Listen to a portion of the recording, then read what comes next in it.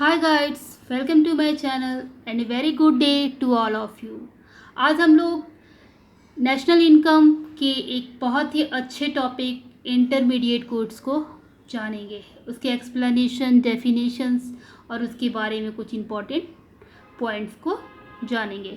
तो आइए स्टार्ट करते हैं। इंटरमीडिएट गुड्स क्या होती है? तो intermediate goods are those goods which have yet not cross the boundary line of production।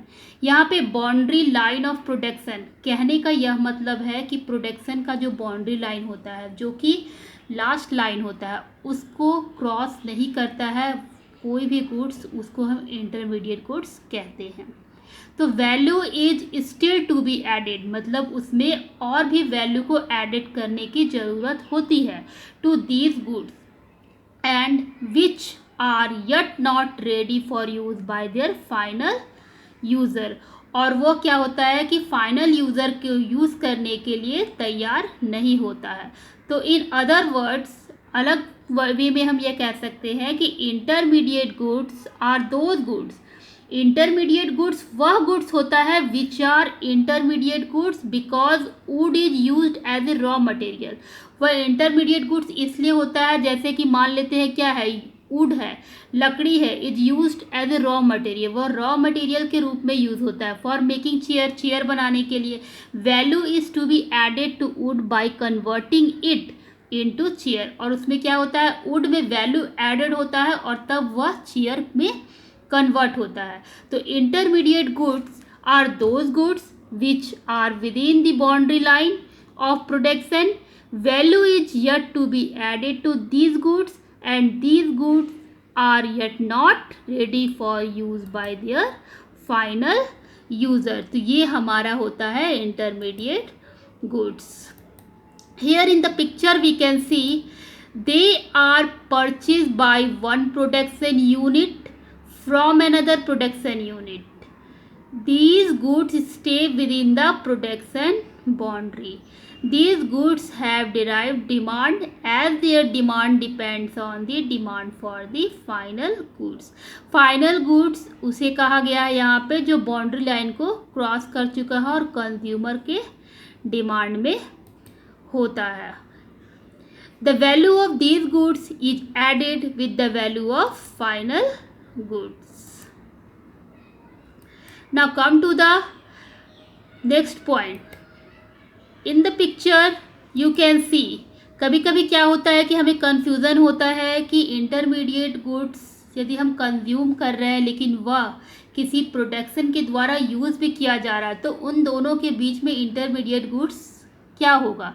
तो इस कंफ्यूजन को दूर करने के लिए हम यहाँ पिक्चर में देखेंगे कि यहाँ इंटरमीडिएट गुड्स और कंज्यूमर गुड्स, एक सॉल्ट है, जब वह बेकर खरीदता है अपने ब्रेड बनाने के लिए तो वही सॉल्ट इंटरमीडिएट गुड्स बन जाता है। लेकिन जब वो सॉल्ट कोई कंज्यूमर खरीदता है कंज्यूम करने के लिए तो वह कंज्यूमर गुड्स बन जाता है, यानी कि वो इंटरमीडिएट गुड्स ना होके फाइनल गुड्स बन जाता है। ऐसा इसलिए होता है क्योंकि इंटरमीडिएट गुड्स बाउंड्री, प्रोडक्शन के बाउंड्री लाइन को क्रॉस नहीं करता है, वो बीच में ही वर्क करता है और उसमें वैल्यू एडेड होना बाकी होता है। लेकिन जो फाइनल गुड्स होता है उसमें कोई भी किसी भी तरह का वैल्यू एडेड नहीं होता है, वो डायरेक्ट कंज्यूमर कंज्यूम करता है।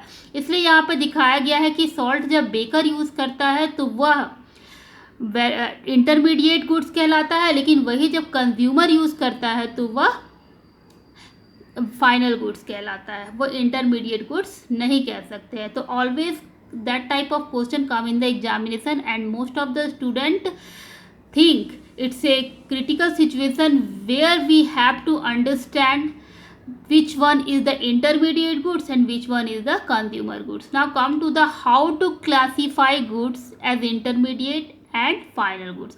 कैसे हम क्लासीफाइड करेंगे कि इंटरमीडिएट गुड्स है कि फाइनल गुड्स है। The best way to classify goods as intermediate और final goods is done on the basis of the use of that product and not on the basis of the product itself. Any commodity based on its nature of use can be either classified as final goods और an intermediate goods. These can be understood better with the help of an example. The example already I have elaborated. Salt is used for making bread and salt used for direct consumption also. Here salt is an example of how it becomes an intermediate goods and a final goods, as well as here the salt used in the preparations of bread act as an intermediate goods, while salt used for direct consumption is classified as a final goods.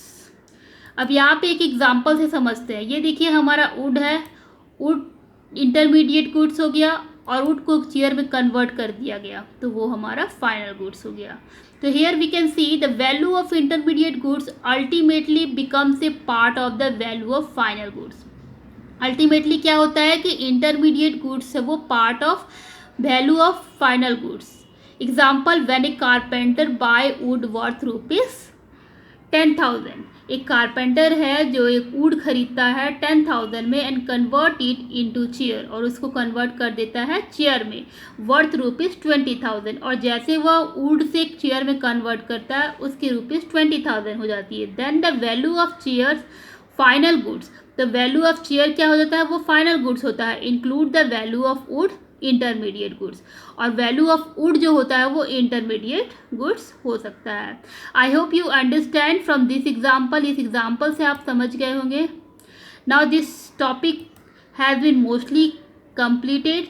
In the next topic I will discuss about the final goods. Now thanks for watching.